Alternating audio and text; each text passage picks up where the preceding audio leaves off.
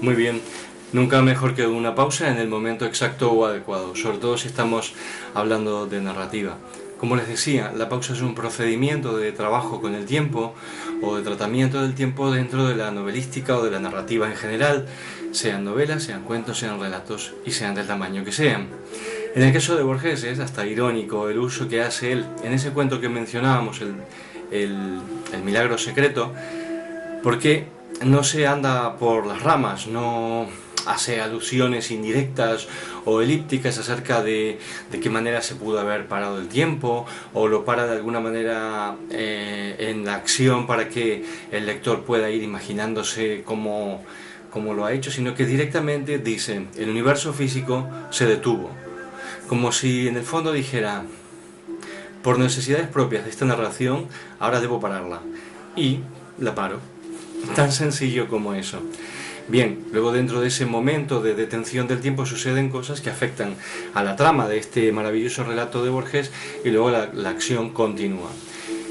Esto a propósito de la pausa, que como dije antes, nada mejor que aprovechar este momento en que en la primera línea de una novela maravillosa, de las grandes del planeta, se menciona un fusilamiento, porque justamente el fusilamiento más famoso de la narrativa en que se hace un uso de la pausa como procedimiento estilístico es justamente este cuento de otro gran latinoamericano como fue Borges. Bien, otra cosa que también queda planteada desde esta primera línea, otra decisión que toma García Márquez y que es tremendamente importante, es la decisión acerca de los personajes, en los cuales, en concreto acerca de Cien años de soledad, hay que decir algo muy importante. Y solo diré esto por un motivo muy concreto. Ya he colgado de internet y podéis haber visto incluso diferentes vídeos acerca de cómo se construyen personajes, y en concreto cómo los construye Borges en el cuento del Aleph. Entonces no me extenderé, pero sí diré algo muy importante. Y es que si tomamos en consideración la clasificación de personajes de Edward Morgan Foster, de redondos o planos, en el sentido de redondos son aquellos personajes a los que les sucede algo y por lo tanto ellos cambian, tienen un proceso interno que los conduce a un cambio, y planos son aquellos personajes que siempre permanecen iguales a sí mismos y no cambian, sino que representan un valor o una idea y son emblemáticos hasta cierto punto o en su totalidad. Pues los personajes de García Márquez, que muchas personas dicen: es que me produce confusión, nombres tan parecidos, hay momentos en que no sé quién es quién. Bien, yo tengo la siguiente hipótesis: hay momentos en García Márquez en Cien años de soledad en que no se sabe quién es quién, pero no porque los nombres sean parecidos. Yo de hecho cuando lo leí la primera vez no tuve dificultad, en cada momento identificaba quién era quién. El problema surge porque, o la situación se plantea más bien, porque a todos les pasan cosas. Es un mundo donde a todas las personas les pasa algo. Entonces es la superabundancia de anecdotario en la vida de estos personajes lo que hace que al final uno diga: pero este Aureliano es tal o es tal otro, este Arcadio es tal o es tal otro, y este es que le pasó. Es por esto, pues todos son redondos. Entonces no hay lo que en otras obras es característico, un contraste entre redondos y planos que haga a los redondos más redondos, o por decirlo de una manera más clara, que los haga más nítidos en el fondo plano de los otros personajes. Este es uno de los elementos identificadores de esta gran novela que es Cien años de soledad. Luego, por otra parte, en cuanto a decisiones que toma García Márquez en la primera línea, debo decir solamente algo más, y es muy importante, también identificatorio plenamente de esta novela en concreto. Dentro de la novelística mundial utiliza un narrador propio del siglo XX. Es el narrador objetivo u omnisciente, de focalización variable. ¿Qué quiere decir focalización variable? Es muy sencillo. Con un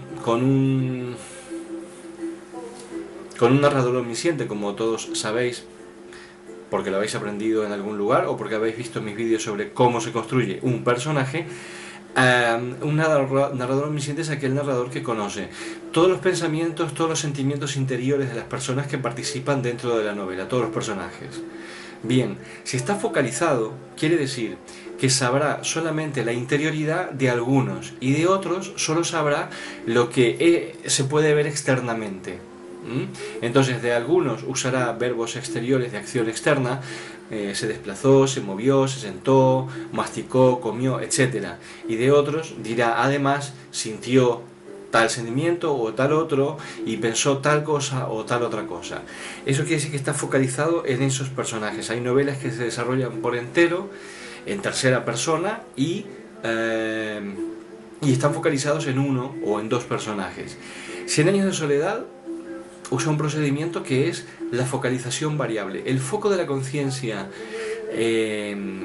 o el foco de conciencia en el cual se posa, digamos, el narrador va variando de personaje en personaje. Yo recuerdo un poco vagamente, no con exactitud, una escena pues prototípica de Cien años de soledad en que una de las tantas mujeres que pueblan ese mundo extraordinario está mirando por una ventana mientras creo que lava los platos y ve a uno de los tantos arcadios, en concreto ve a aquel que lo habían encadenado a un árbol, que creo que no podía dormir, y piensa algo acerca de él.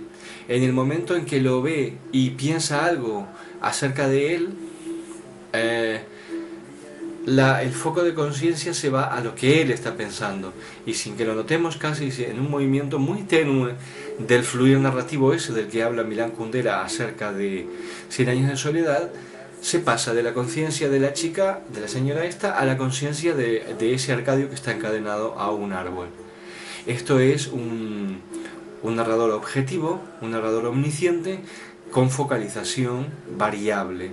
Va, como dije antes, posándose de una conciencia a otra. No en todas, porque entonces sí sería agotador y entonces sí se produciría mayor caos a la hora de identificar quién es quién dentro de la novela. Esto en cuanto a cómo construye los personajes y poco más queda por decir. Simplemente recordarles a ustedes que han llegado hasta aquí que la profecía autocumplida del comienzo era, dentro de un rato, cuando acabes de ver estos vídeos y mediante unos procedimientos que son propios de la narrativa, del lenguaje hipnótico, del lenguaje narrativo, que son el lenguajes gemelos.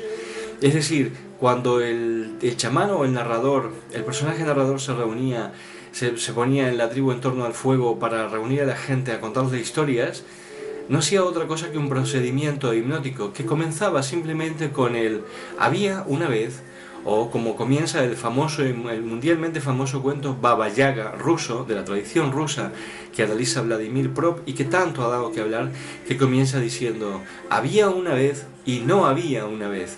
Ese espacio vacío que se crea entre lo que había y lo que no había, detrás del cual la mente va corriendo a intentar rellenar ese espacio, es el espacio donde se van generando, como dije a lo largo de estos vídeos, esas preguntas que mantienen retenida tu atención y trabajando a 1000 por hora a tu cerebro para ir rellenando los espacios que mediante elipsis muy sutiles hechas mediante distintos procedimientos que aquí en estos vídeos he ido explicitando y que ahora tú ya los conoces, va generando esas dudas, esas preguntas y esas elipsis que tu cerebro, como dije antes, a 1000 por hora va intentando rellenar o va intentando encontrar los datos que contribuyan a ese relleno. De esta manera, ni más ni menos, es como trabaja a nivel cerebral una narración. Es muy importante que alguien, por ejemplo, que se dedique a escribir, conozca esto, porque entonces se volverá mucho más autoconsciente acerca de qué es lo que hace cuando escribe, qué es lo que hacemos cuando escribimos, de qué manera generamos esa atención en el lector o en el espectador si lo que hacemos es un arte escénico o visual como el cine. Debemos ser plenamente conscientes de estos procedimientos para mejorar, siempre para hacerlo de una manera mejor y excelente. Bien, ¿cuántas cosas hemos visto, hemos oído y hemos aprendido? Casi sin darnos cuenta, la creación de expectativas, los nudos ocultos de la trama, la construcción de los personajes. Y no obstante, hay algo tremendamente importante, además de todas estas cosas que estoy enumerando, que en la primera línea, y quizás sea lo más prodigioso que hace García Márquez, y que deberían tomar todos los escritores muy buena nota. En la primera línea, como dije yo vídeos atrás, de manera axiomática, él determina el tamaño de la novela. Es decir, En la primera línea habla de un personaje que va a morir. Que va a morir, pues no se sabe, a los 26, a los 35, a los 40, a los 50. 40, 50 podría ser una edad interesante para ese personaje si solo nos quedamos en ese dato de la primera línea. Pero también podría ser que fuera un coronel que llega a los 70 y pico. Bien, con este simple planteamiento ya abre un arco de interrogantes para más de la mitad de la novela. Una novela de unas 500 páginas en según qué ediciones, pues la manera de plantear la primera línea ya te da la oportunidad de hacer un buen borrador en el cual ir anotando una serie de anécdotas con las cuales cubrir este lapso de al menos 50 años. Porque no olvides, en el paratexto, en el título, ya desde el comienzo tú sabes que esta novela trata de una historia que dura 100 años.